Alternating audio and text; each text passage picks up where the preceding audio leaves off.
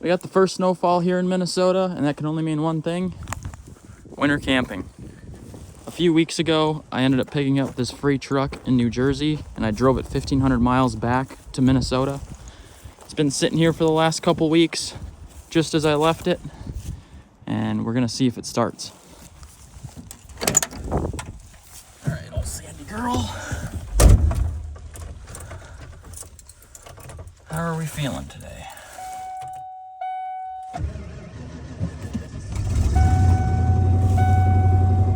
Ain't nothing but a thing. Now I gotta take care of the Minnesota madness on her windshield.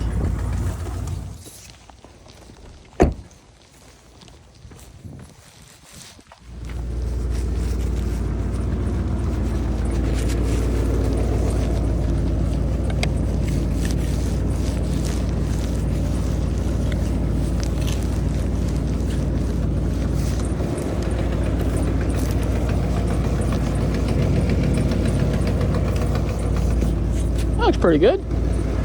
Pretty good, might not cut it though. Not with these windshield wipers.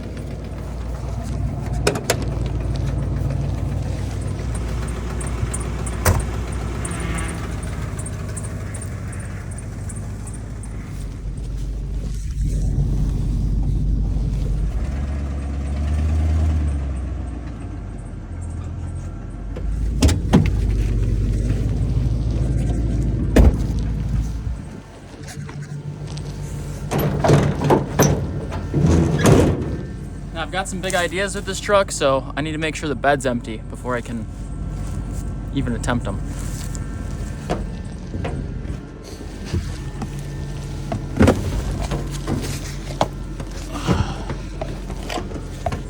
Who needs a spare tire, right? Oh!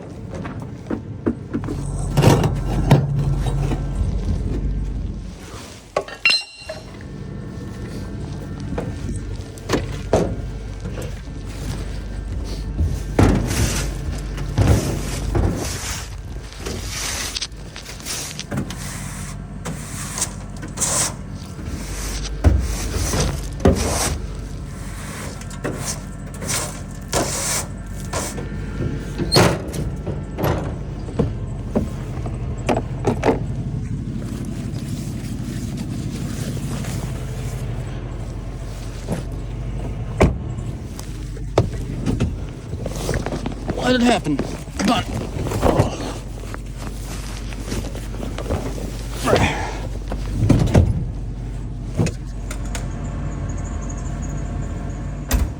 Now I know what you're thinking. Mav, didn't you say old Sandy girl doesn't have heat in it in your last video? And you'd be correct, but that's why we have warm winter clothing. One of my favorite pastimes is going on Facebook Marketplace, and I think I found the perfect camper for the right price for old Sandy girl. So we're gonna go pick that up right now and pray that our almost 30-year-old suspension is enough to hold her up. Safety first, Sandy.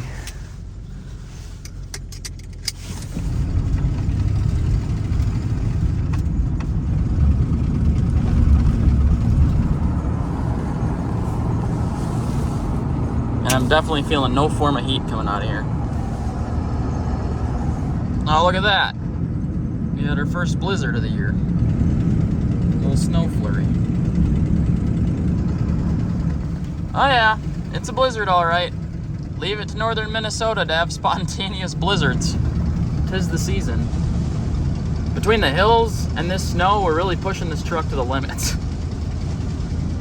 We're about to push it to the limits even more. Now, I've had a lot of big plans for this vehicle. Like, I wanted to swap the suspension and everything, but I've also been in the progress of getting a new shop that I'm trying to build out to be able to do those sorts of things. So 3 weeks has gone by pretty fast with the holidays and everything, and I'm getting to it now, but we haven't had any suspension work done on it, so we're living on a prayer, as they say. And I was thinking of ideas for how to make this vehicle campable. I really wanted to try and keep the vintage vibe that it has going on, and it's been pretty hard to find toppers that I like and that fit the truck. So when this one popped up, I knew I had to see it.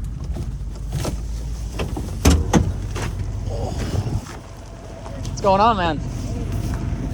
Nice to meet you, man. This is This truck could work. hopefully. All right, so this is the camper right here. It's an old school Bethany pop-up. We're swapping out trucks right now.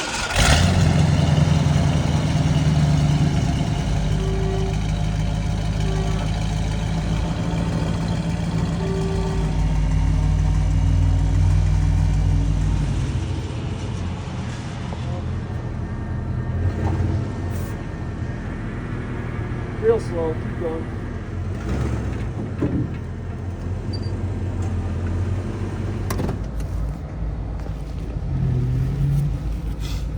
All right, we got the camper on the back of the free truck. Now I gotta find a grocery store and a camping spot before the night gets too dark here.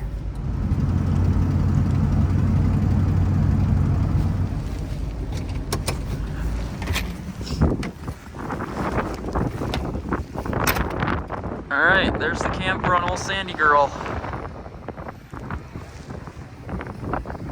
Suspension's a little low, but checks out. Looks pretty good.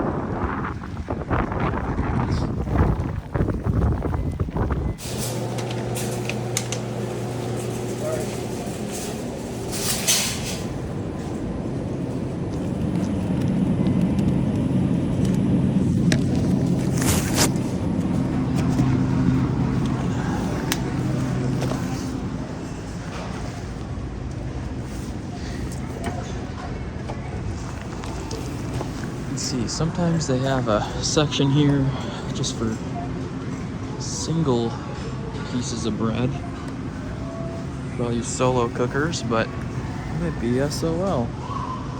Might be breadless. All right.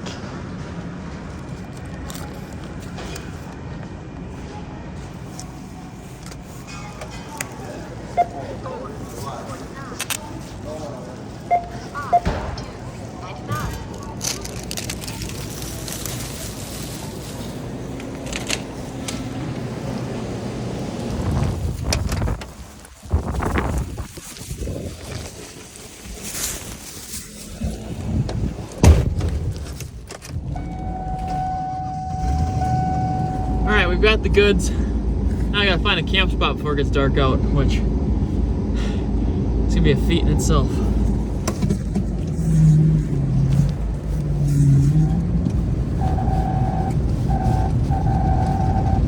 Heat is kind of working, but we're flirting with 25 degrees right now.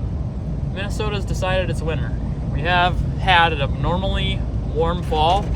Just a week and a half ago, we had a stretch that was about 45 degrees for 5 days straight, which is definitely not like this time of year, but winter is here in full force.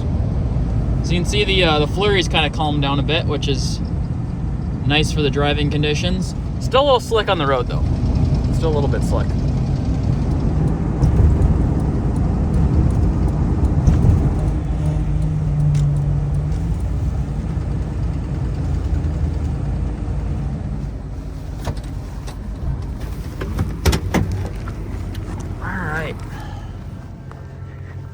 Well, now I've got some time to show you this new camper on here. It's the Sandy Mobile. So, free truck, $1,500 pop-up camper, and this thing's really sweet. So this is a Bethany camper. It's called the Picker-Upper, and it was made in Bloomington, Minnesota. And I believe this one is from the 60s. I think it's a 69, but they've been being made since 1958. I was saying I was looking for something with some character, and man, this has it. All right, just like the Bug, it's got the old school style clasps on here. Open this guy up.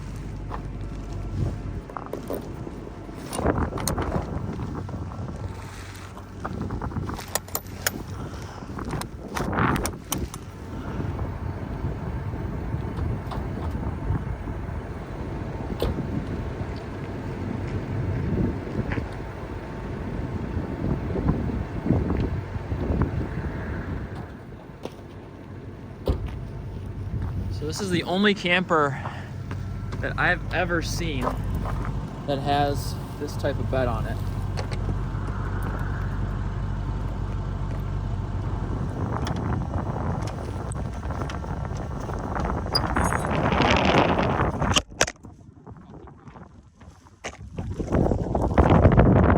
Oh my. Well, the phone took a little bit of a tumble, and I don't know if I've ever seen a phone that screwed before, but she's pretty screwed. So make sure this canvas is all the way out.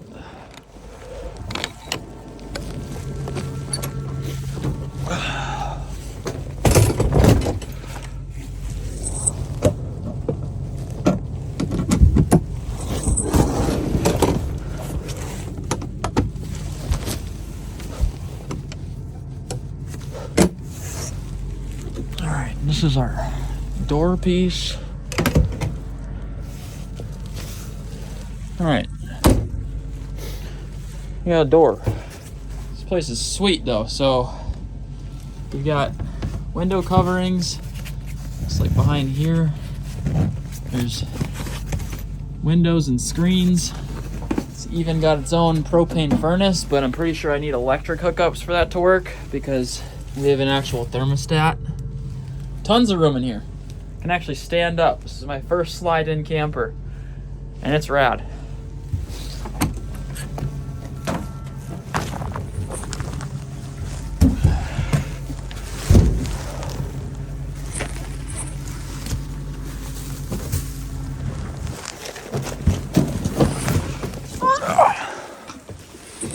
All right, first things first.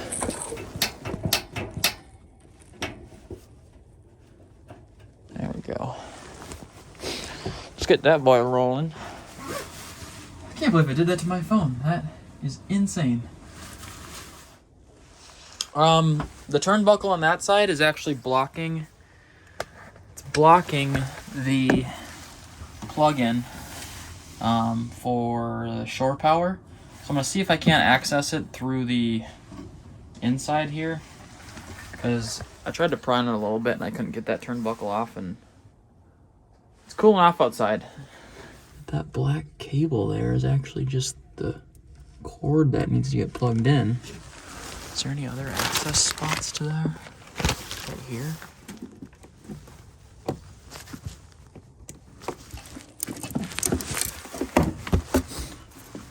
Let's grab the Mav big battery pack.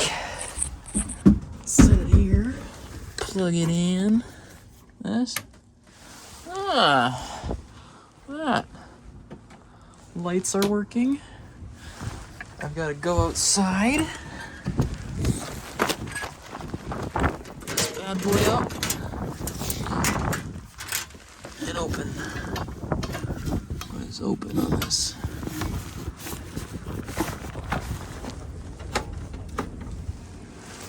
There we go. Furnace is rocking. 17 watts draw right now. Now what are we getting? 15? Cool. Those old-fashioned lights usually have a lot of draw, and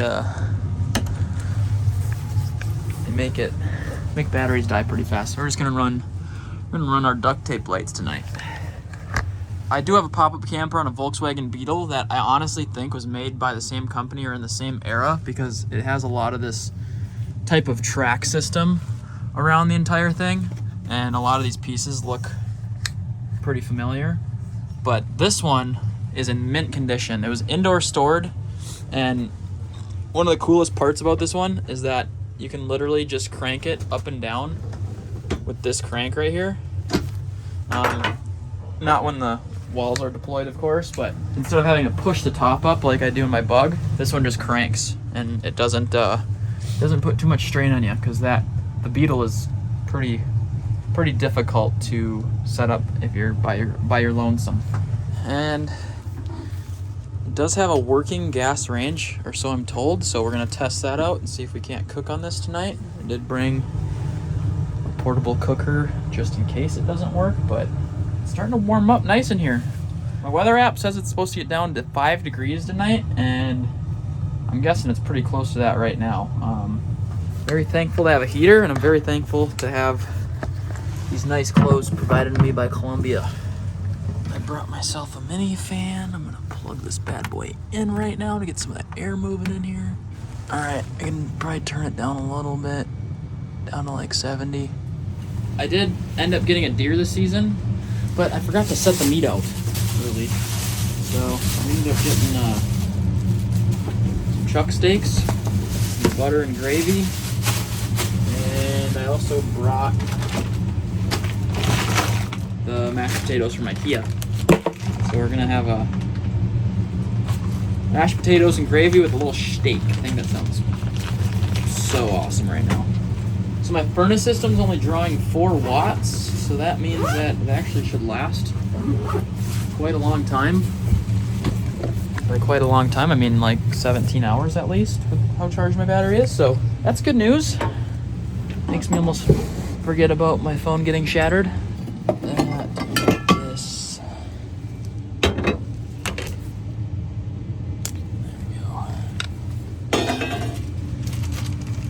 What do you make these again?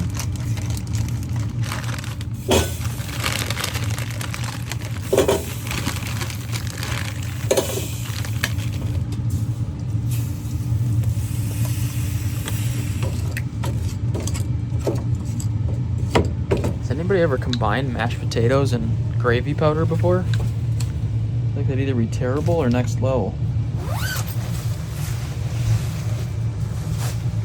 Packed myself a little spice kit. Just a little salt and pepper.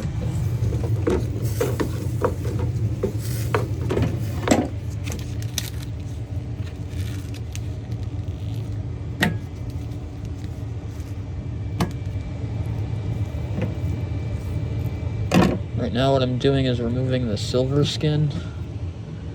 I'm feeling pretty hungry, so we're actually gonna make all 3 of these. Now, I just like a little salt and pepper on my steaks.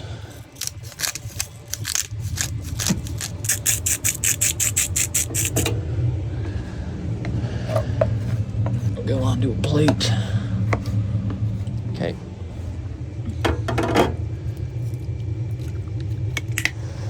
Now I got a stick of butter.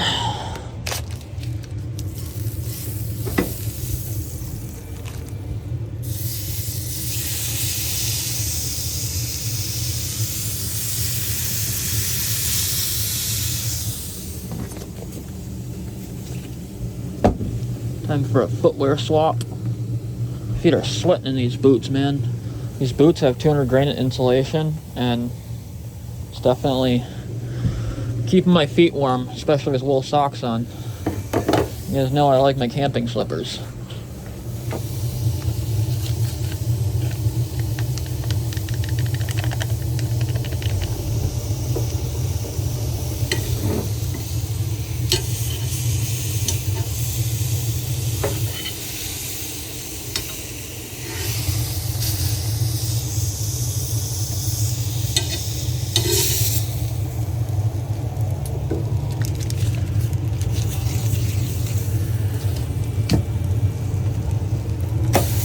Well, these steaks didn't turn out the most crusted. I'm scared to overcook them. I'm just not used to how hot the stove gets, so we're gonna see if we can't make the 3rd and final steak the best one. Also, the gravy, it's looking a little chunky. I don't know if it's supposed to look like that. I don't think so. I think that's the powder that ended up balling up, but hey, we're camping, man. It's all gonna taste great.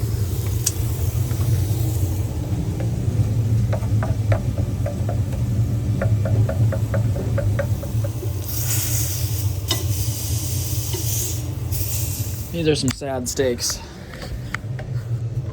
It definitely did not crust up, but let's just see if I cooked them right. Oh, she's still mooing. Probably try to crust them a little more then. That's pretty pink. I think this one's gonna be more done. Yeah, that's perfect. That's what you like to see right there.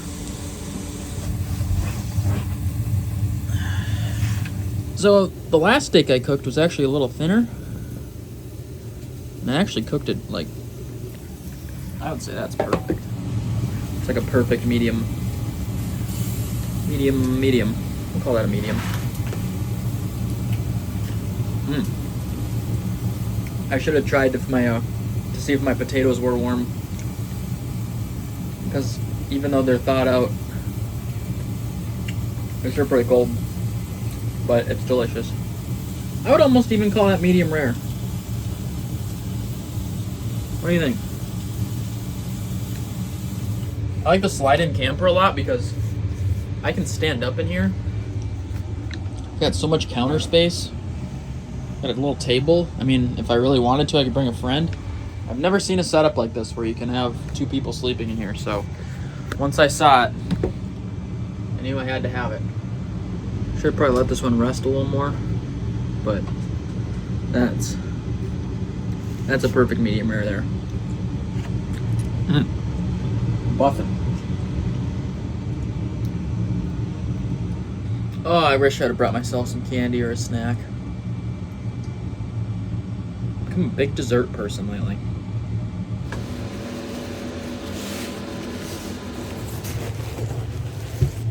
Alright, gonna set my bed up. So I did bring a sleeping pad just in case these mattresses weren't comfortable or insulating enough. However, sitting on them for a little bit here, they actually feel really nice. So, of course, when we lay on them, the insulation might go away. So, it's kind of a gamble right now. But look, hand warmers are flying out of there from the last time I camped in this sleeping bag. But we do have both furnace and the little buddy heater rocking right now.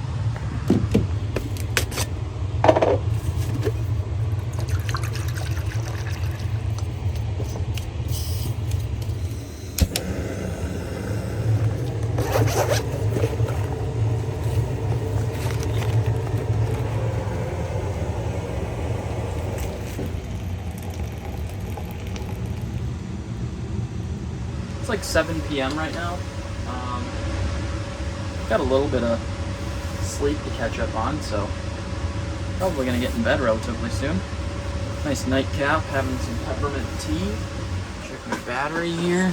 It says it's pulling 20 watts, so we got 12 hours of running the furnace left. I might unplug the fan for a little bit because I think a majority of the power is going to my phone and the fan right now, honestly.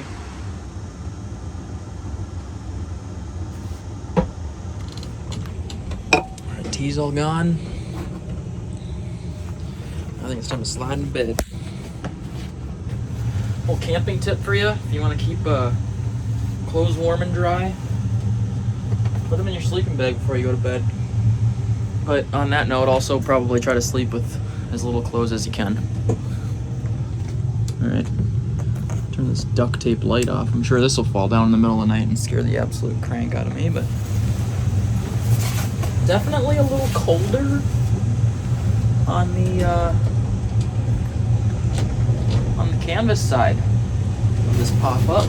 The walls are cold, the roof is warm. Not really surprised with the lack of insulation there, but I think if the furnace decides to keep running all night, I should stay very warm. No worries though, because even at 9 degrees tonight, the sleeping bag's rated for that. I imagine I'll actually be sweating, so I might end up turning the heater down.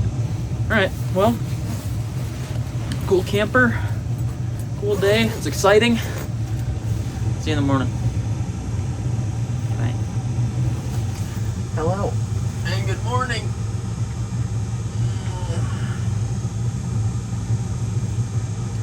I did in fact have a light fall down like I thought it would.